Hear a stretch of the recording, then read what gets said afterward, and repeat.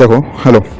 আমাদের যে প্রথম টপিক সেটা হলো গিয়ে প্রথম ইউনিটে যেটা আছে আমাদের ভূগোলে, সেটা হলো গিয়ে জিও টেকটনিক, মানে ভূ টেকটনিক সম্পর্কে আমাদেরকে জানতে হবে।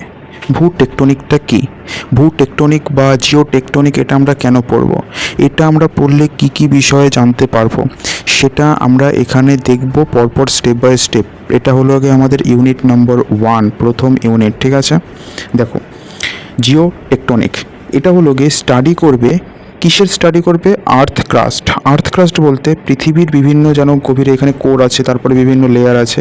এই লেয়ারের একেবারে উপরের কিছু একটু লেয়ার আছে যেটা কিনা মাটি, আমাদের ক্রাস্ট, এটাকে বলা হচ্ছে আর্থ ক্রাস্ট, মানে ভূত্বক।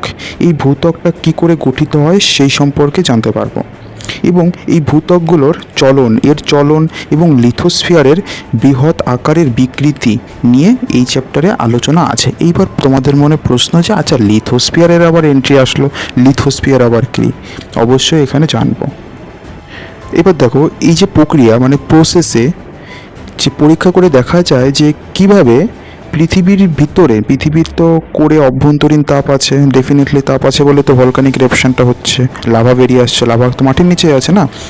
এই অভ্যন্তরীণ তাপ কিভাবে পাতের চলন ঘটায়, পাত বলতে প্লেটগুলোর মুভমেন্ট ঘটায়, আর এই মুভমেন্ট হয় বলেই তো ভূমিকম্পগুলো হয়।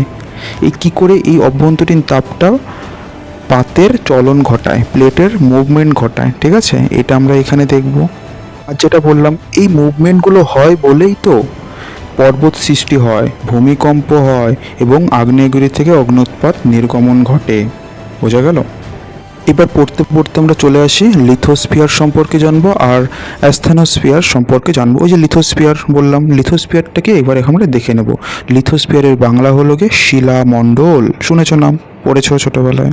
লিথোস্ফিয়ার হলো গিয়ে একেবারে পৃথিবীর উপরের ত্বক, মানে ভূত্বক। আমাদের যেরকম বডির উপরে ত্বক আছে, ত্বকের নিচে বিভিন্ন লেয়ার আছে, ত্বকের লেয়ার আছে, তারপরে ত্বকের লেয়ারের পরে মাংসপেশি আছে, তার মধ্যে আবার শিরাগুলো আছে, রক্ত প্রবাহিত হচ্ছে, তারপরে সেল আছে, কত কিছু আছে, তারপরে হাড় আছে, তাই না? আমরা অত ভিতরে যাচ্ছি না এখন, আপাতত আমরা ত্বক সম্পর্কে জানছি, ত্বকের লেয়ারটা, ত্বকটা কী করে তৈরি হচ্ছে, সেরকম পৃথিবীর ত্বকটা কী করে তৈরি হয়েছে।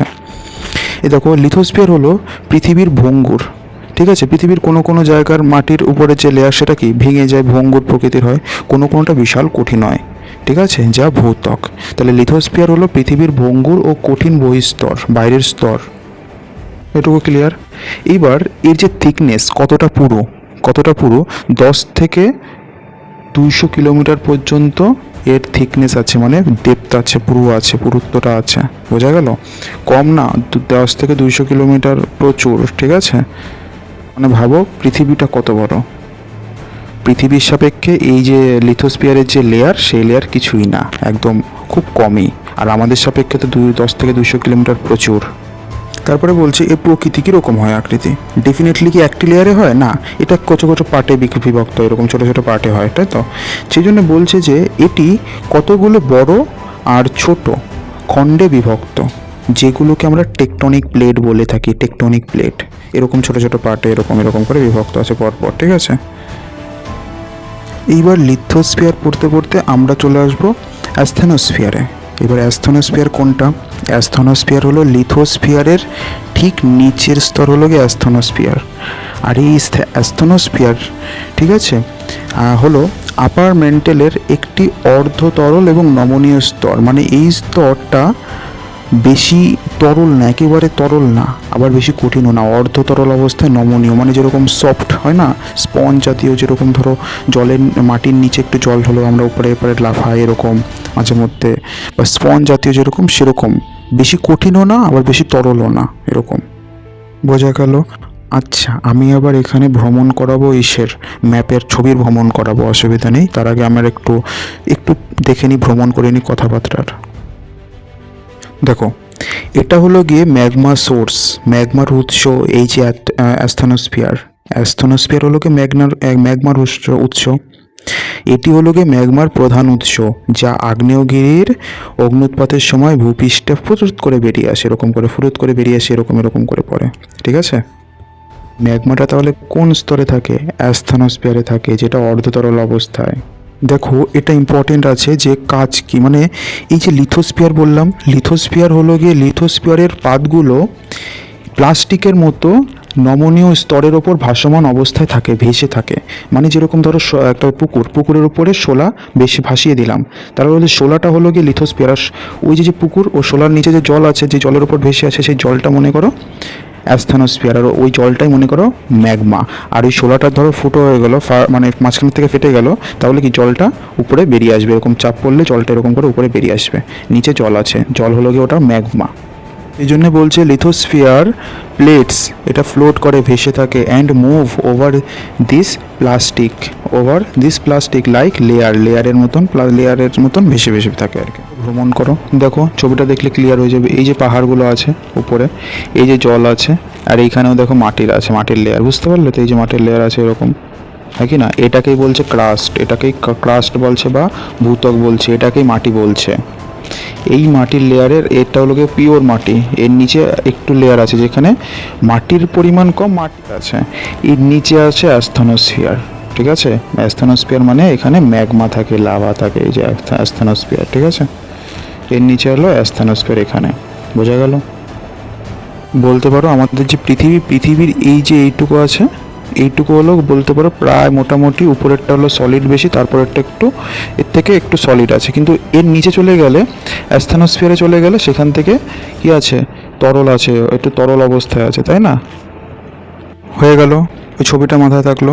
দেন প্লেট টেকটনিকের থিওরি অনুযায়ী, ঠিক আছে, থিওরি অনুযায়ী পৃথিবীর যে লিথোস্ফিয়ার আছে এটা বেশ কিছু বড় এবং ছোট ছোট পাতে বিভক্ত, যেটা আমি আগে বলেছি সেটা এখানেও লেখা আছে। আর এই পাতগুলো চলাচল করেই তো। আর এই ধরো এই পাতটা এদিকে যাচ্ছে, এই পাতটা এদিকে আসছে, আস্তে আস্তে এটা যখন ধাক্কা লাগার ফলে পর্বত সৃষ্টি হয়ে যাচ্ছে।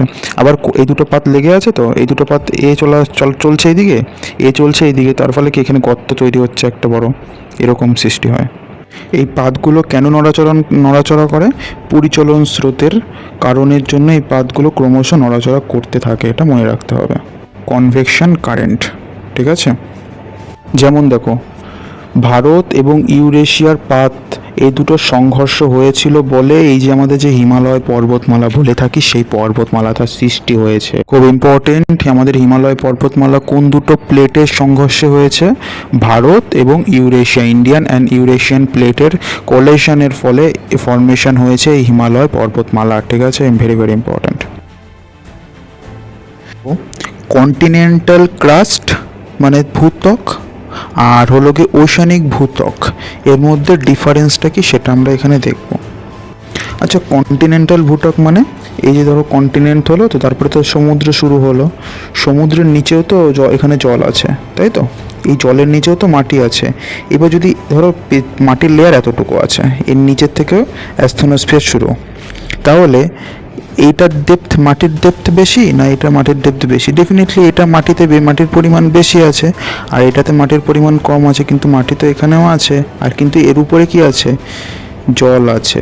এটাই বলা হচ্ছে যে কন্টিনেন্টাল ক্রাস্ট, মানে এই কন্টিনেন্ট, এটা কন্টিনেন্ট, এই কন্টিনেন্টাল এই ক্রাস্ট, আর ওশানিক ক্রাস্ট, আর এটা হলো কি ওশানিক ক্রাস্ট। কারণ ওশান মানে মহাসাগরের নিচে যে ভূত্বকটা আছে, সেই ভূত্বকটার মধ্যে ডিফারেন্স কী কী সেটা আমরা এখানে দেখবো। বোঝা গেল? এবার চলে আসছে উপাদান। এই যে কন্টিনেন্টাল ক্রাস্ট, ঠিক আছে, মহাদেশীয় যে ভূত্বক, এটা প্রাইমারিলি গ্রানাইট দিয়ে তৈরি হয়। কি দিয়ে? গ্রানাইট দিয়ে তৈরি হয়। আর ওশানিক ক্রাস্ট এটা ব্যাসল্ট দিয়ে তৈরি হয়। ভেরি ভেরি ইম্পর্টেন্ট, মনে রাখতে হবে। আর ডেনসিটির কথায় আসলে, কন্টিনেন্টাল ক্রাস্টের ডেনসিটি কম, কিন্তু ওশানিক ক্রাস্টের ডেনসিটি বেশি, ঠিক আছে? এটুকু মনে রাখতে হবে। এবং থিকনেসে যদি চলে আসি, থিকনেস হলো গিয়ে ডেফিনেটলি কন্টিনেন্টাল ক্রাস্টের থিকনেসটা বেশি না, কন্টিনেন্টাল ক্রাস্টের থিকনেসটা বেশি, এটা থিকনেস বেশি হবে, এটার তো কম হবে না। ওটার কথাই বলেছে, প্রায় 70 কিলোমিটার আন্ডার মাউন্টেনের নিচে আছে এরকম, ঠিক আছে? আর কিন্তু ওশানিক ক্রাস্ট এর থিকনেস কম আছে হলো। এবং যদি বয়সের দিক থেকে দেখা যায় যে কন্টিনেন্টালের এটা হলো কি অনেক প্রাচীন, অনেক পুরনো কন্টিনেন্টাল ক্রাস্ট, কিন্তু ওশানিক ক্রাস্ট এটা বলতে পারো যে নবীন, এটাও পুরনো, কিন্তু তুলনামূলকভাবে এর সাথে কম্পেয়ার করলে দেখা যাবে যে এটা নবীন। এবার দেখে নিই একটু, দুটো ভাগ আছে, একটা অভিসারী পাতসীমানা আর একটা হলো গিয়ে অপসারী, কনভার্জেন্ট আর ডাইভার্জেন্ট, ঠিক আছে? দেখো কনভার্জেন্ট এটা বলছে অভিসারী পাত সীমানা তখন ঘটে যখন দুটি টেকটনিক প্লেট একে অপরের দিকে এগিয়ে আসে এবং সংঘর্ষে লিপ্ত হয়, তখন সেটাকে কনভার্জেন্ট বাউন্ডারি বলা হয়ে থাকে। বোঝা গেল? ওই কনভার্জেন্ট বাউন্ডারির মধ্যে দেখো বলছে যখন একটি মহাসাগরীয় পাত, মানে মহাসাগরীয় পাত আর একটি মহাদেশীয় পাত, মানে এই যে একটা ধরো একটা মহাদেশীয় পাত যেটার নিচে জল নেই, এখানে জল সেরকম নেই, আর এটা হলো মহাসাগরীয় পাত, ঠিক আছে, এখানে জল আছে আর নিচে আছে প্লেট আছে। এবার এটা যখন এদিকে যাবে আর এটা যখন এদিকে আসবে, মহাদেশীয় পাত আর মহাসাগরীয় পাত যখন একসাথে মিলিত হয় তখন অধিক ঘনত্বের যে মহাসাগরের পাতটি হালকা পাতের নিচে তলিয়ে যায়। আশা করি বোঝা গেল। একটু যদি ডাউট থাকে সেটাও আমি ক্লিয়ার করে দিচ্ছি। অধিক ঘনত্ব কার বেশি? ঘনত্ব ডেন্সিটি কোন মহাসাগরীয় পাতের ডেন্সিটি বেশি? ওই যে ডিফারেন্স আমরা পড়লাম। যদি ডেন্সিটি বেশি হয় তাহলে জিনিসটা পাতটা ভারী হবে বেশি, পাতটা ভারী যদি বেশি হয় তাহলে কি, আর যে হালকা পাত সে কি এটা নিচে চলে যাবে, আর হালকা পাত সেটা কি উপরে চলে আসবে, তাই তো, এরকম উপরে চলে আসবে। সেই জন্য বলছে মহাসাগরীয় পাতটা কি ভারী হয়, মহাসাগরের পাত ভারী হয়, সেই জন্য সে নিচে চলে যায়। আর মহাদেশীয় যে পাত সেটা হালকা হয়, সেই জন্যে এটা উপরে চলে যায়, সেই হালকা পাতের নিচে চলে যায়, মহাসাগরীয় পাত তলিয়ে যায়। যদি এটা ঘটে তাহলে তার ফলে কি হয়? এর ফলে এই প্রক্রিয়া যদি হয়, এর ফলে গভীর সমুদ্র খাত তৈরি হয় এবং কোথাও কোথাও পর্বত শ্রেণীও তৈরি হয়। পর্বত শ্রেণী সমুদ্রের নিচেই তৈরি হয়, ঠিক আছে। আবার কোথাও কোথাও গভীর সমুদ্র খাত, যেরকম মারিয়ানা খাত এরকম আছে। আবার কোথাও কোথাও পর্বত শ্রেণীও তৈরি হয়ে যায়। যেরকম দেখো বলছে ভারত অস্ট্রেলিয়া পাত এবং ইউরেশিয়া পাতের সংঘর্ষের ফলে হিমালয় পর্বতমালা গঠিত হয়, এটা একটা উদাহরণ বলেছে। আর ডাইভারজেন্ট বাউন্ডারি সীমানা বলতে ওটা বলা হচ্ছে ওটা একদিকে আসতো একে অপরের দিকে, আর এটা হলো একে অপরের দিকের থেকে দূরে সরে যাবে, দূরে সরে যাওয়াকে বলে ডাইভারজেন্ট। আর দূরে যদি সরে যায় বুঝতেই পারছো কী হবে, এখান থেকে দূরে সরে যাওয়ার ফলে কি হবে, এইখানে জায়গাটা ফাঁকা হয়ে যাবে। যদি ফাঁকা হয়ে যায় তাহলে কি নিচে যেই ম্যাগমা আছে, যে ম্যাগমা সেটা কি চাইবে বাইরে আসার চেষ্টা করবে, তখন ফুরুত করে বাইরে চলে আসবে, এরকম করে ফোয়ারার মতন বাইরে চলে আসবে।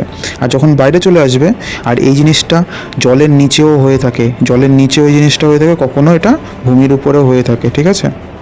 তাহলে এই জিনিসটা ম্যাগমা কিন্তু এমন না যে মাটির নিচে জলের মধ্যে বেরোতে পারে না, জলের মধ্যেও বেরোতে পারে, ঠিক আছে। জলের যে ভূত্বক আছে, ওশানিক ত্বক আছে, সেটার থেকেও বেরোতে পারে কিন্তু। এবার এদিকে দেখো, যদি এটা ল্যান্ডে হয়, স্থলে হয়, তাহলে এই চলনের ফলে গভীর গ্রস্ত উপত্যকা তৈরি হতে পারে, যেরকম রিফ ভ্যালি, ঠিক আছে। এই যে ডাইভারজেন্টের ফলে তৈরি হয়েছে, যেরকম বলতে পারো, উদাহরণ যখন দেবে তখন বলবো যে মধ্য আটলান্টিক শৈলশিরা যে তৈরি হয়েছে, মধ্য আটলান্টিকে যে শৈলশিরা তৈরি হয়েছে সেটা ডাইভারজেন্টের কারণে হয়েছে, ঠিক আছে। আশা করি মোটামুটি ক্লিয়ার।